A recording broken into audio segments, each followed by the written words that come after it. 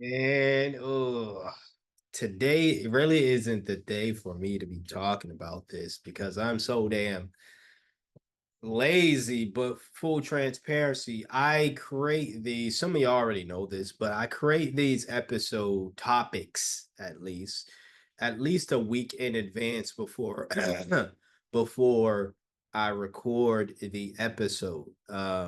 If not a week, at least four, so almost a week in it, 4 days. So anywhere between 4 to 7 days before I end up recording for the episode. Obviously, when I made this topic, I was so energetic at the time to want to talk about this. You know, uh, today is just doesn't. I just don't feel it. I just don't feel it. Now, maybe in the future, the moment I get super energetic to want to talk about a subject, I will force myself to record then and there.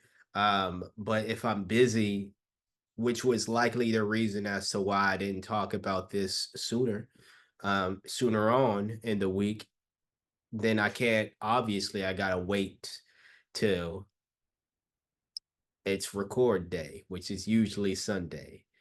But man, I'm gonna do it. I'm gonna do it. I'm gonna do it. And if I have to revisit what I say here in regards, because I feel as though I left something out or I didn't clarify anything that I wanted to, or say something the best way that I feel like I wanted to, I will do that. But here it is of just my thoughts again on this, the lesser of two evils argument. Now, if you are familiar with this podcast with me, this is something that I've talked about before. Um, as I've mentioned plenty of times on this podcast as well. There are going to be topics that I revisit because I feel as though it's important to revisit certain topics. Um, it's important to revisit certain topics, talking points, um, especially when I've been doing this for so long, and because people are lazy, they might not want to look back or scroll back years, the first, second, or third year of me doing a podcast, and just to see how I feel about certain topics. So they want to hear updated thoughts. Um, so this is one of those talking points. That's one reason to revisit it. I'm not gonna change my mind about it. What I said, if I even covered this 4 years ago, what I said 4 years ago was with the same thing I'm gonna say now. The only difference is it's a different individual who just recently said this comment to me rather than the other individuals who said the same thing back then. However long ago they said this comment to me, or I've seen it online. Okay. So the lesser of two evils, man. You know, there are certain things that there's a few things that are certain via every election cycle, presidential election cycle, here in the United States, probably in your country. Shout out to Bangladesh, though. I was just watching something. Listen, for all you folks, I don't talk about world history. I mean, world issues a lot, because I'm the type of MFer that's like, I would like to see people from these places talk about what's going on within their homeland rather than me, the American. Hence why I talk about America a lot, because I'm an American and I can do that. But um shout out to Bangladesh, man. I don't care. You rambling. Shout out to Bangladesh. I heard what y'all did. I saw what y'all did with y'all down there. You know what I'm saying?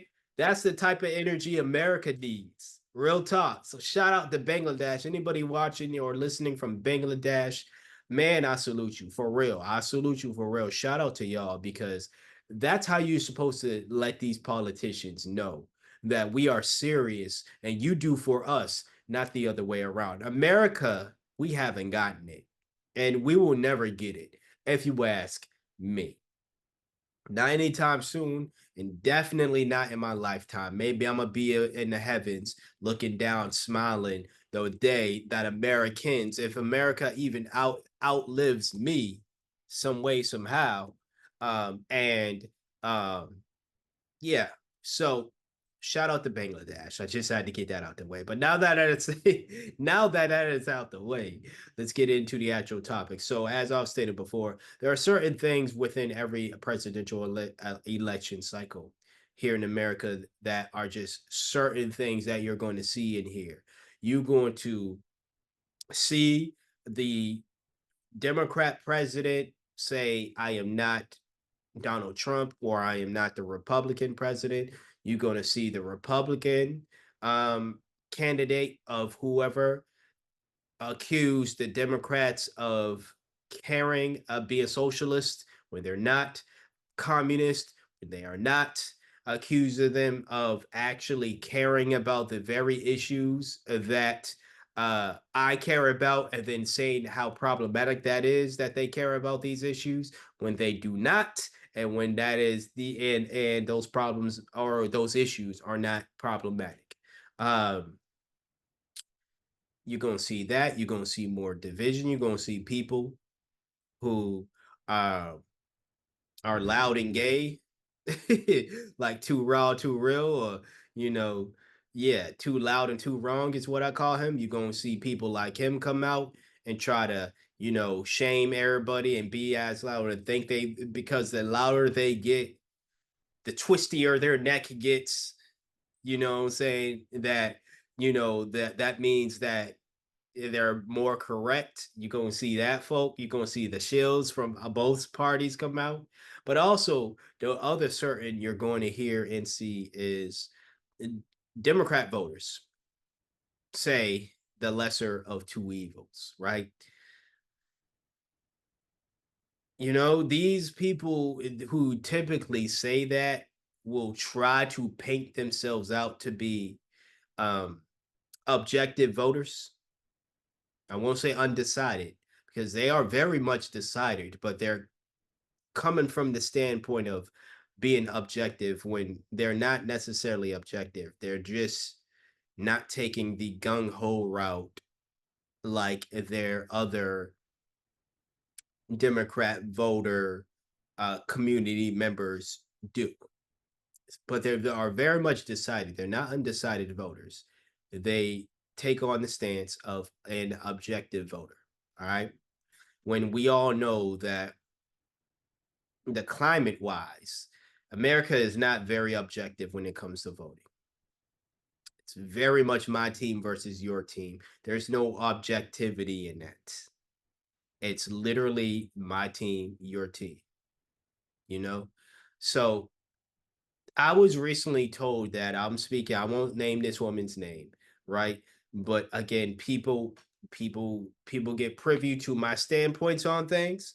And this woman, at least she was, if she, I don't think she listens to the podcast, but she read something I wrote, uh, which, I, for those medium blog and description box below, but, for those who read a social media post, or my blog, I'm not on social media like that, but those old posts are still there. But, you know, I say what I say. You know what I'm saying? It ain't just the podcast where I'm talking my ish. It's on the blog.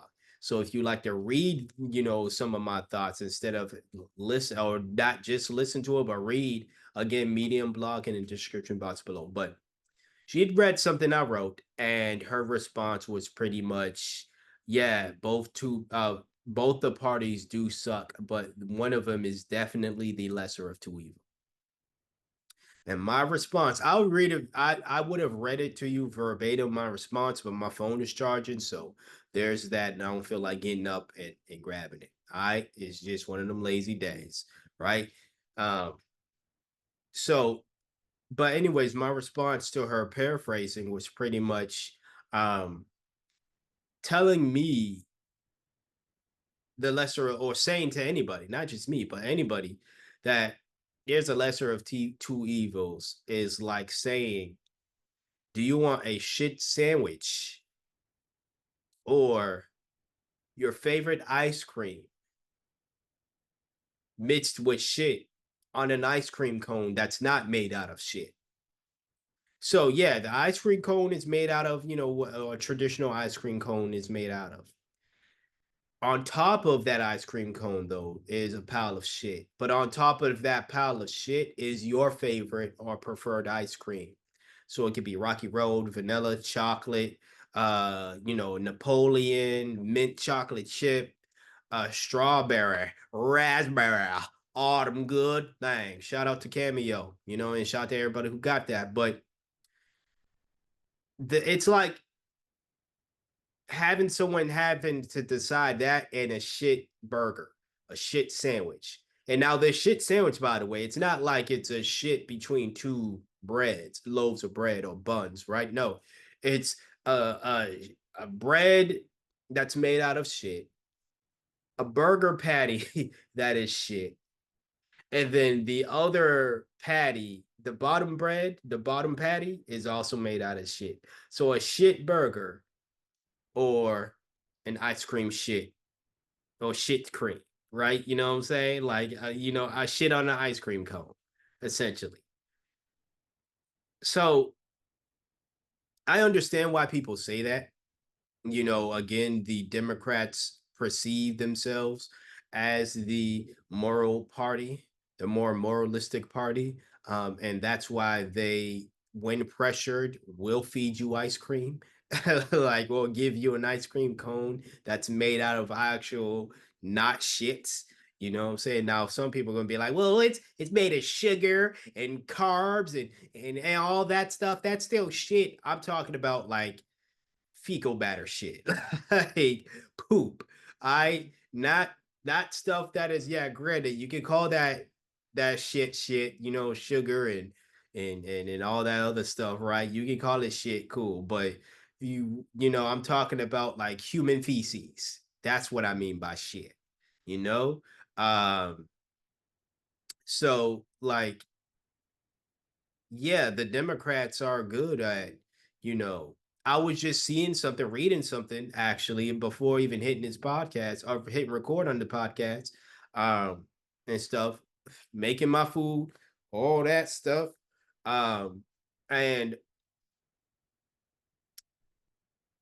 I saw that Jill Stein, my girl, has an actual plan for Black Americans, like an actual straight up plan that is damn near reparations for Black Americans on her platform. Out comes Kamala Harris stan. Yes, a straight up Kamala Harris stan, because their avatar is young Kamala Harris and all that other stuff, right? So you already know where they lie. Out comes a Kamala Harris stan saying that Kamala pretty much has the same plan and that Jill Stein copied Kamala Harris's plan. All right. They weren't saying this to me. They were saying this to somebody else. I was watching their interaction. The other individual they were saying it to asked the stand to prove it. And then she sent like 3 links that showed Kamala Harris's black plan. And for those who are listening to the episode, I put black in quotation marks because sure, is it a plan that is, you know, pretty good? Sure. Yeah, I'll give her that. But it's a plan for everybody, not specifically for black folks. And I know there's someone's going to say or think, well, you can't do anything specifically for one group. Y'all say that all the time while they show in your face all the time that they can and will do things specifically for one group. And then when we bring that up to y'all, you say, well, it still benefits us. It still benefits black folks. So then again, why do you not think something specific for black folks, even though it's still specific for black folks? Why is it not good for everybody else?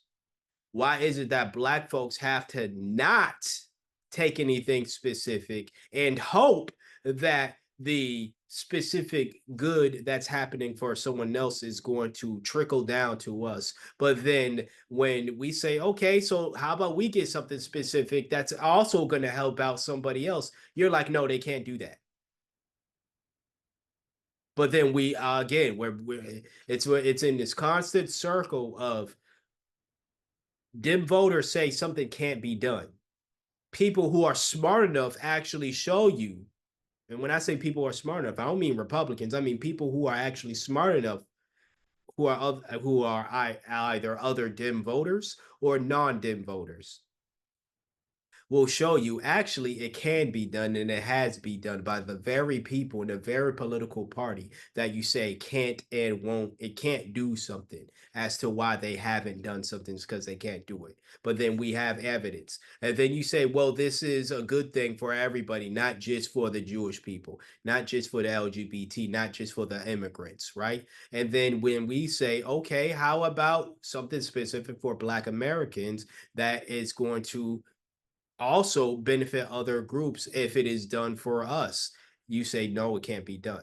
Again, it's this constant bickering back and forth in circle that you say something can't be done. We say it can be done. We give you proof that it can be done. And your response isn't, hey, I thought that couldn't be done. I was corrected. I learned something new. So how about let me back what something specific for black folks. No, your thing is, well, no, it benefits black folks still. And then my response again, once again, is just, well, how come nothing we you can't just do something specific for black folks that's going to benefit everybody else? If that is the case, right? You claim that's the case, that it benefits us too, right? So it should work the other way around. It should also work to the point where if something specifically was done for Black Americans, then that would have a trickle down effect of benefit for non-Black Americans, right? If the things that are specific for other groups help us out, why is it that the things that are and can be done specifically for us won't be able to help other groups? People talk about reparations all the time and how like a lot of, and people say this pretty much as an insult to Black Americans or Black folks who are owed reparations, but what, I don't give a shit. It's the truth. It's the truth, not for all of us, but it's the truth for a good amount of Black folks. That money, those resources that's going to be used, a lot of that is going to go back into other communities, anyways. A lot of that's going back into the government, anyways. Let's keep it a buck. Black folks, I love us. Not saying that as a community we're not going to do for ourselves, because that's the fear. That's the reason as to why they don't give us reparations.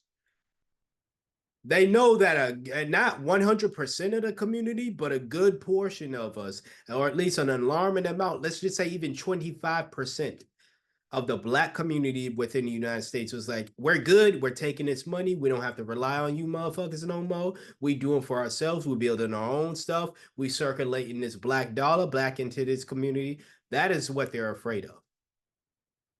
But again, all it takes is, heck, it's not even 25. It could be 20. It could be probably even 15 if we really being 15%.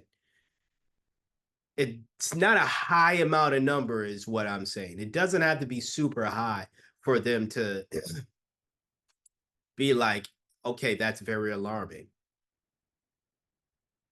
you know? And my thing is, even if it's as low as 15, that means the other 85% are going to do the complete opposite of what the 15% does, which is take the money, the resources, the things that they got because of reparations and help other communities in a sense of giving that money away, giving those resources away.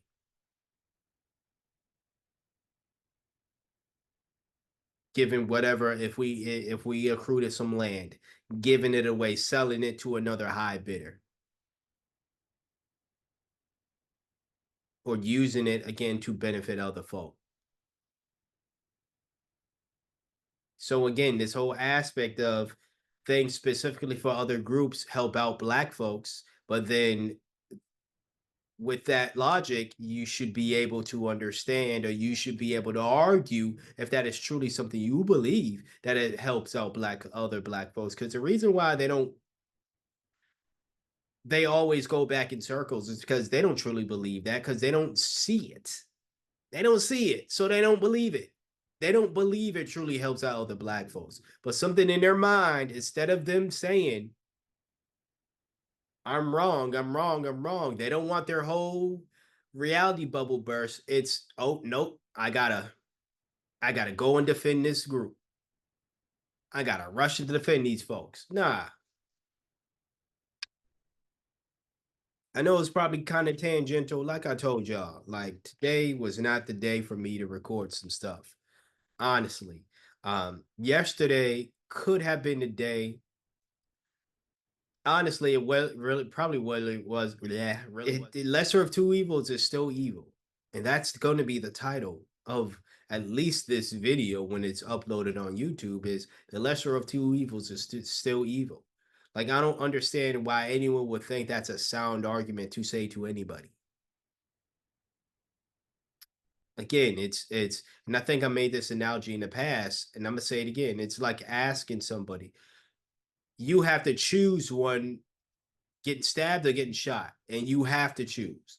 There's no other choice. There's no safety choice. There's no neither. There's no not opting out to get physically harmed. No, it's either stabbed or shot, and you have to choose one. Do you want to get shot? Do you want to get stabbed? Now you can go and try to contemplate, well, if they stab me here, if they shoot me here, nope, they're not going to even tell you where they're going to stab you or shoot you. You can get shot in the head. You can get shot in the leg. You get stabbed in your chest. You can get stabbed in your thigh. It's dealer's choice. Whoever's dealing the pain, it's their choice on where they're going to harm you. The simple fact of the matter is they are going to harm you. So saying that is to say to somebody, well, like if you're someone who's like, well, I'd rather be stabbed than shot. And then someone like me says, I'd rather neither happen to me. I mean, I don't want to get stabbed or shot. And then you say to somebody like, I understand being stabbed or shot does not feel good. But being stabbed definitely feels a lot better than being shot.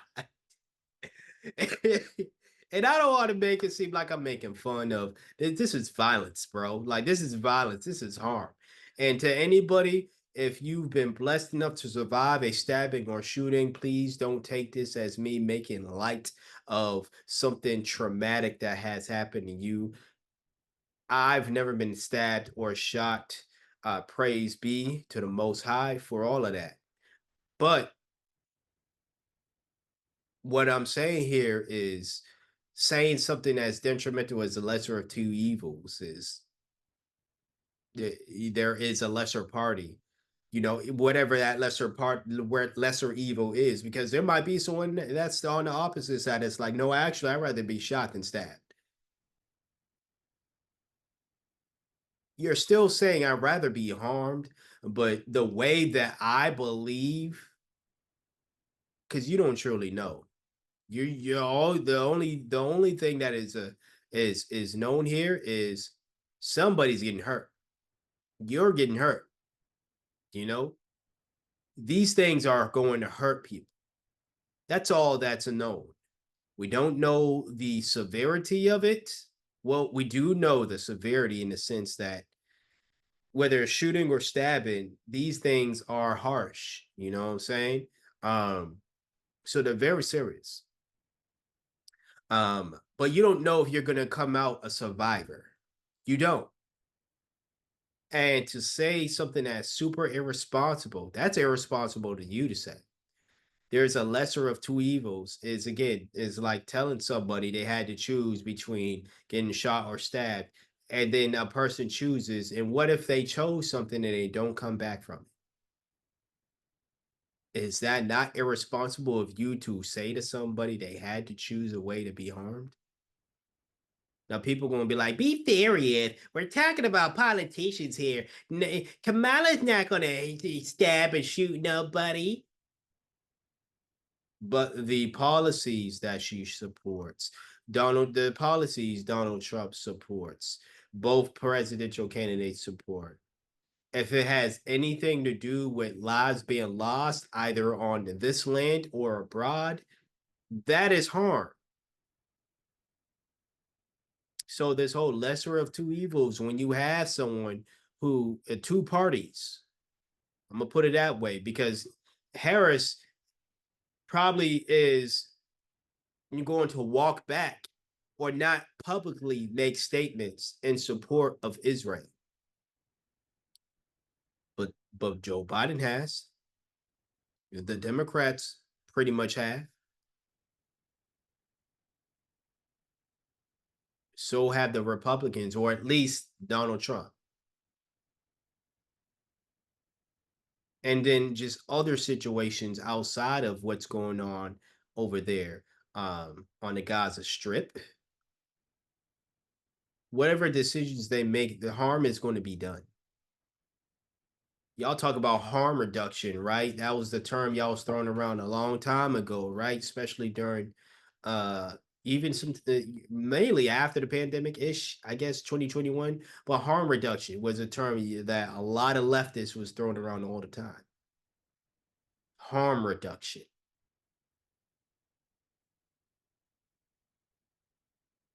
What do you mean by that? What do you mean by that? Do you mean that you want to vote for politicians who are just as who are still going to implement policies that hurt people on American land and foreign land, but that you don't want them to be, uh, you don't want them to say it out loud and proud like the Republicans do? That's your idea of how reducing harm is instead of telling them not to support genocide and not to support the war machine, you tell them not to talk about it. That's your idea of harm reduction. And that's your idea of being less evil is to not talk about it rather than the other party that not only talk about it, promote it within their speeches and their policies. On Front Street, essentially. That person is more harmful than the person who does it behind closed doors in your eyes. And therefore, the person or the political party that does it behind closed doors is less evil than the party that does it on Front Street. When the same harm is being done. Yeah, y'all can miss me with the whole lesser of two evils. I don't care if I'm a friend of yours, fan of you. Well, fan, friend. This was someone that I guess we're getting chummy. We're pretty friendly and stuff. Who said this to me? That's just what it is. When you're a free thinking black man or just free thinking individual, especially here in liberal Boston, you're gonna meet people who do like you for some reason, but then their politics is always going to be, in my eyes,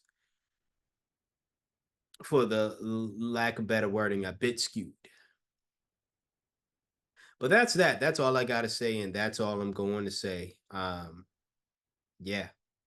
Um, there's been another episode of the Earnest Thoughts podcast.